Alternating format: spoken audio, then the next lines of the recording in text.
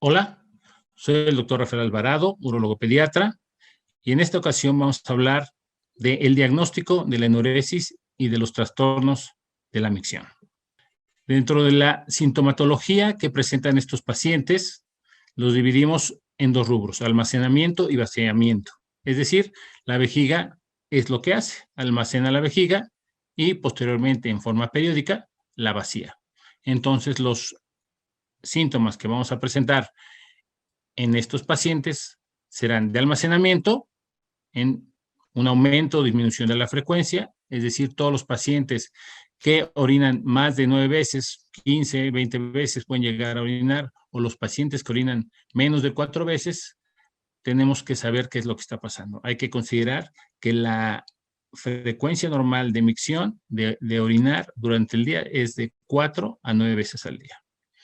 La incontinencia, ya sea durante la noche, que es la enuresis, o la incontinencia diurna, que actualmente se le conoce como incontinencia, se refiere a la salida no voluntaria de orina, ya sea durante el día o durante la noche.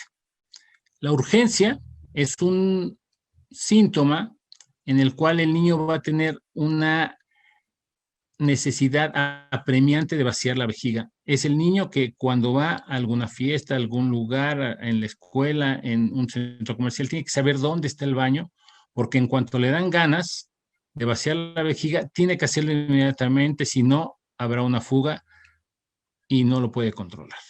La nicturia se refiere a la necesidad de pararse durante la noche a vaciar la vejiga, pero esto, claro, va a depender de la época del año, de la cantidad de líquidos ingerida, del tipo de líquidos ingeridos. Entonces, cuando la nicturia se presenta de manera periódica, podemos pensar que hay algún problema.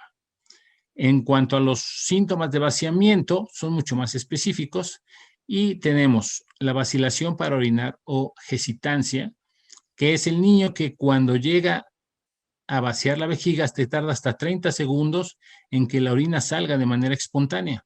No tiene que pujar, no tiene que hacer esfuerzo, pero tarda. Es decir, tarda en aflojarse todo el sistema para poder vaciar la vejiga. El esfuerzo urinario, es decir, el niño que llega y puja para poder orinar, este niño nos está hablando de que hay una obstrucción mucho más clara y que tiene que hacer un esfuerzo extra para vaciar la vejiga.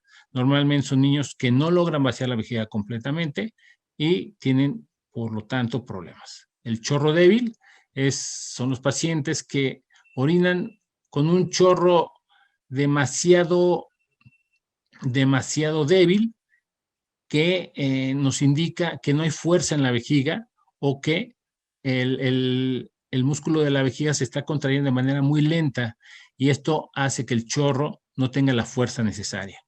La micción intermitente son los niños que tienen, digamos, espasmos en los esfínteres, y esto evita que el chorro sea continuo, entonces sale así en abonos, y esto lo mencionan muy bien los niños cuando uno se los pregunta. Y la disuria, que nos habla, pues, de la molestia al momento de orinar. Cuando tenemos ardor, dolor o alguna otra alteración al momento de orinar, podemos hablar de disuria. Todos estos síntomas los englobamos como un problema que nos puede hacer sospechar en una disfunción del tracto urinario inferior. No existe un consenso general para el abordaje de estos niños. Hay en diferentes partes del mundo, se han hecho diferentes grupos y han tratado de hacer un abordaje u otro, pero nunca se ha logrado un consenso general. Pero lo principal es tener la sospecha diagnóstica, es decir, con todos los síntomas que acabamos de hablar, podemos tener una sospecha diagnóstica del niño que tiene algún problema en el tracto urinario inferior. No solo en los pacientes que tienen la sintomatología que ya hablamos, sino en pacientes que pueden tener una sintomatología agregada o problemas agregados, ya sea obesidad, ya sea problemas de personalidad como un trastorno o un déficit de atención, infecciones de vías urinarias frecuentes o simplemente estreñimiento. El paciente estreñido resulta que tiene un problema del tracto urinario inferior y nadie lo sabía. En este país, en México, el ser estreñido aparentemente no es un problema, y es un grave problema que siempre debe recibir tratamiento. El interrogatorio, como en casi todas las enfermedades, es fundamental para llegar a un correcto análisis y un diagnóstico certero. El diario miccional es una herramienta fundamental para el diagnóstico de estos niños. Es una herramienta barata que se puede hacer por parte de los padres, no es invasiva, y hay dos aspectos que se tienen que tomar en cuenta. Uno es el registro durante el día y el otro es el registro durante la noche. El registro durante el día, evidentemente, por las dificultades de actividades escolares y actividades de los padres, se hace durante el fin de semana, y existe la otra parte que es la nocturna, que esa se puede hacer durante toda la semana, y recopilamos, pues, igualmente, si se orinó o no se orinó, si evacuó o no evacuó, digo, si tuvo enuresis, me refiero. Una vez que tenemos todo el panorama después del interrogatorio, pasamos a la exploración física. Ya con el interrogatorio tenemos un panorama bastante claro de qué es lo que está pasando. Sin embargo, es indispensable hacer una buena exploración física, es decir, primero el abdomen. Vamos a ver, palpándolo, si se palpa materia fecal atrapada en el marco cólico, es decir, vamos a explorar que el niño no tenga alguna alteración en la movilidad de su excremento. El niño puede ser no estreñido, pero tener algo que se llama coprostasis, es decir, un aumento en la cantidad de excremento en el colon que no debería estar ahí. Segundo, en el abdomen, ver que el niño esté con el abdomen liso, con el abdomen plano, y que no se palpe la vejiga. Si se palpa la vejiga, nos está hablando de que el niño se está quedando con la vejiga llena, que no la puede vaciar adecuadamente, y necesitamos investigar qué es lo que está pasando. Posteriormente, volteamos al niño y vamos a revisar el área lumbar. El área lumbar, vamos a buscar alteraciones en la línea media, es decir, que no tenga pelo, lunares, que no tenga alguna foseta, que nos pueda hablar de alguna alteración oculta que no haya sido identificada al momento del nacimiento, y que se llaman estigmas de lesión medular, es decir, todos estos pacientes que tienen estas características físicas pudieran tener alguna alteración dentro de su médula, dentro de su columna vertebral, y con el tiempo tener problemas tanto para vaciar el recto como para vaciar la vejiga.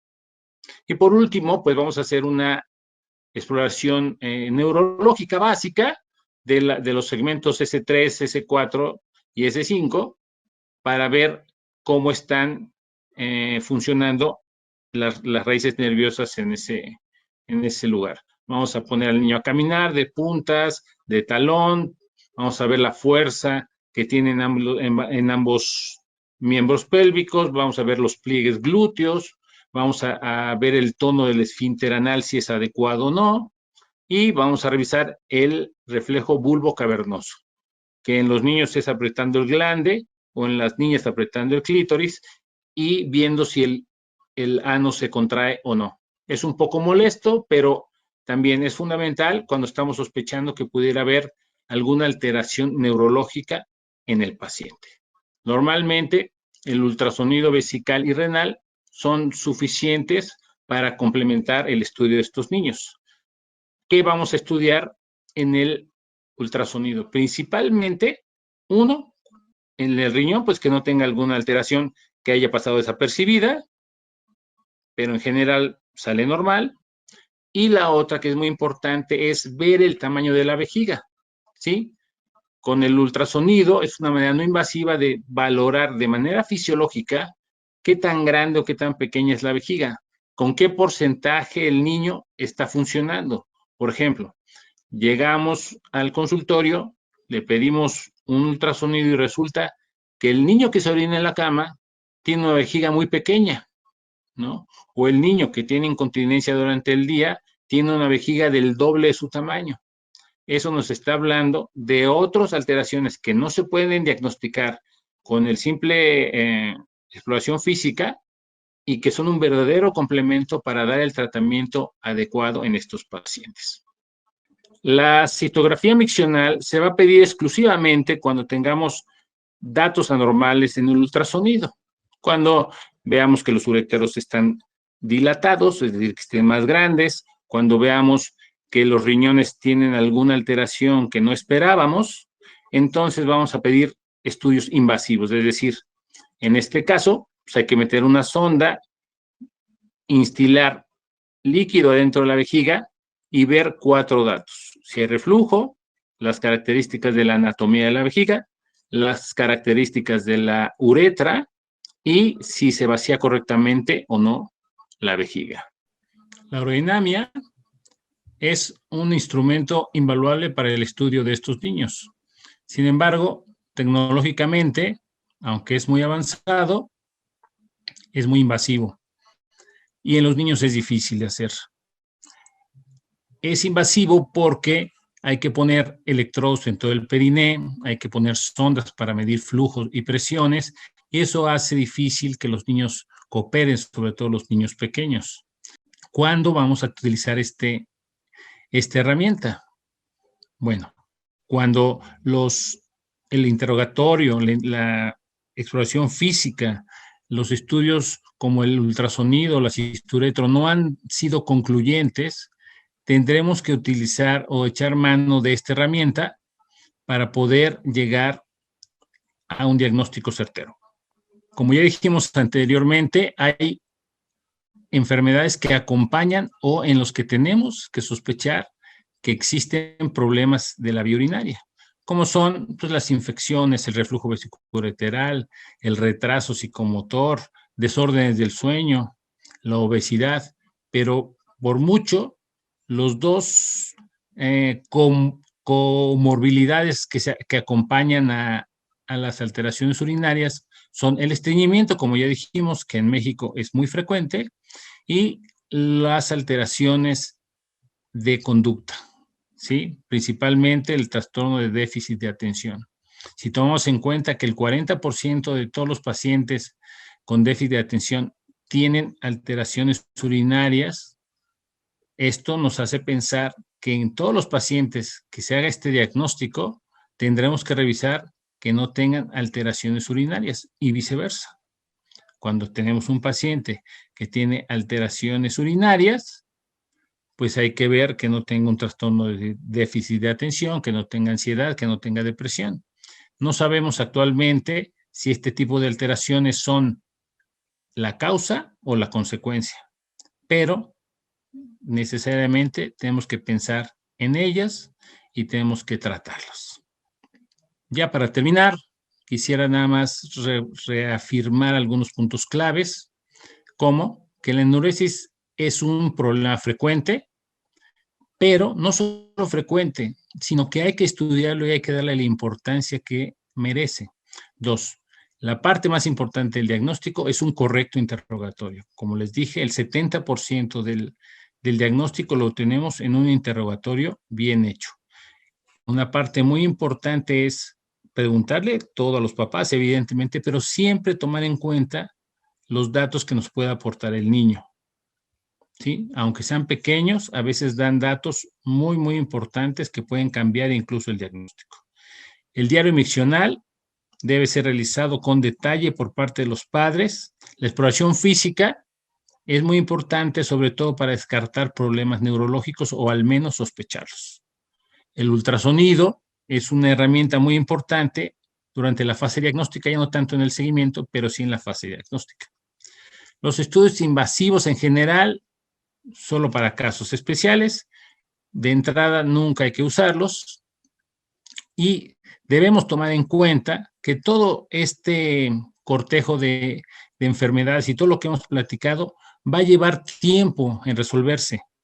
Nos puede llevar no solo días, puede llevar semanas o meses. Así que el uso de ropa interior desechable facilita la espera, hace que el niño coopere más y mejora la oportunidad de estudiar correctamente a estos pacientes. Espero que esta charla sea de utilidad y espero que nos volvamos a ver en alguna otra charla. Muchas gracias.